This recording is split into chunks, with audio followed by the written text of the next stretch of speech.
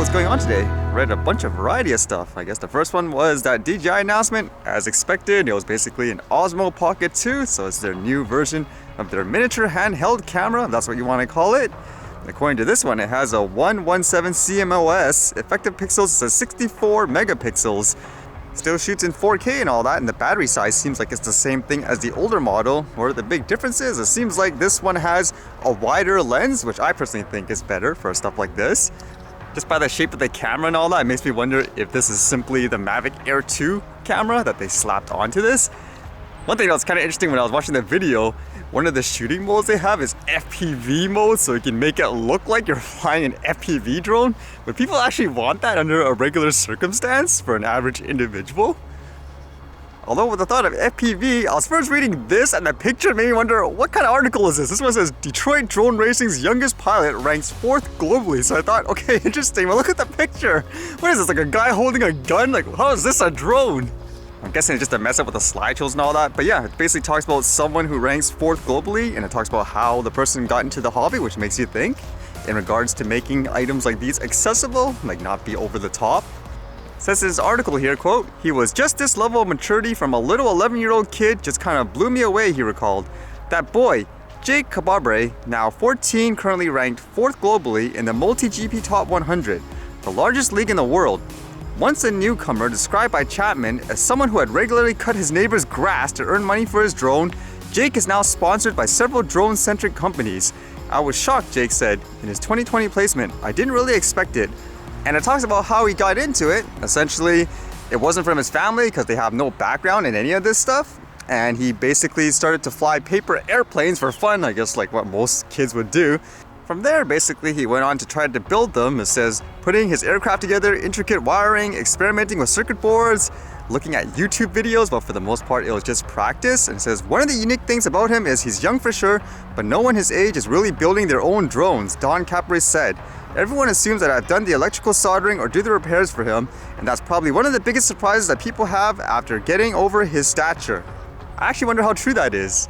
For people in the FPV community, are there usually not a lot of kids, for example, trying stuff like this? I would imagine there's more, it's just not very well advertised, if that's the way to say it.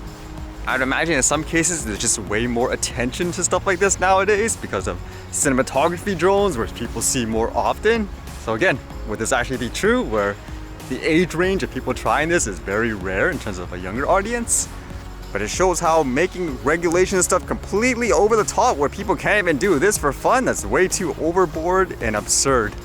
Which made me think, because today I read this article that reminded me of something that happened around here, that city councilors or something like that, they issued a law that banned people from owning pigeons simply because that person was in a dispute with their neighbor or something like that. And now this one says, District of North Vancouver overturns ban on keeping pigeons. Council voted unanimously Monday to legalize owning birds again after a year-long ban. Council Jim Hansen, who supported the original bird banning bylaw, said the process might have been broken when Council took a swing at the pigeon issue last year. Based on comments that have been made by me, by my members of the community, I believe there is a perception that the process that the bylaw was passed has deficiencies, he said. Council passed the original bird banning bylaw 4-2 on November 4, 2019.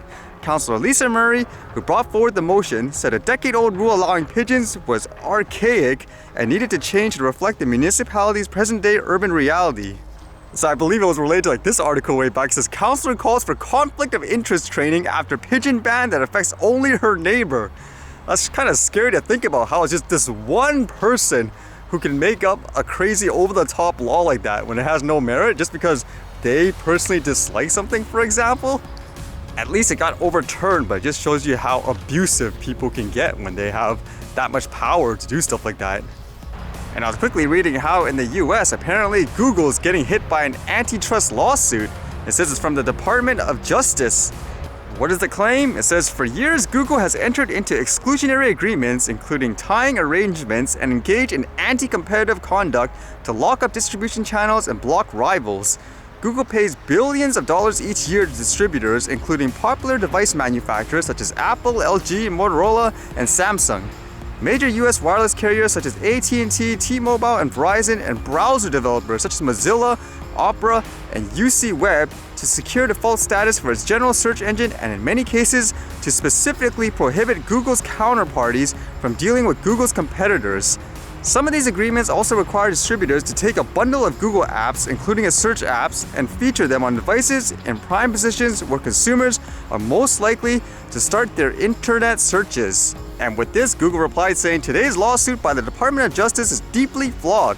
People use Google because they choose to, not because they're forced to or because they can't find alternatives. We will have a full statement this morning."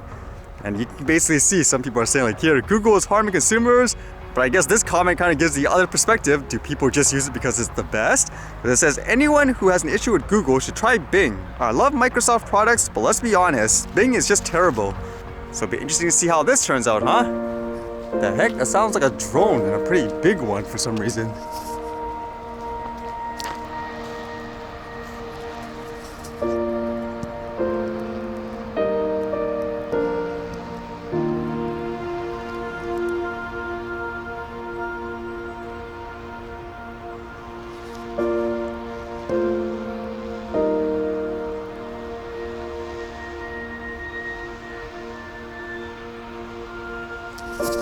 What is with that? Just right in the middle of a park. I think I just showed again how easy it is to identify a drone in that way, plus where the operators are. Just to think in retrospect of all that Gatwick fiasco saying there's a drone, spending millions of dollars and not finding anything. Look how fast and quick you can find it if it actually exists.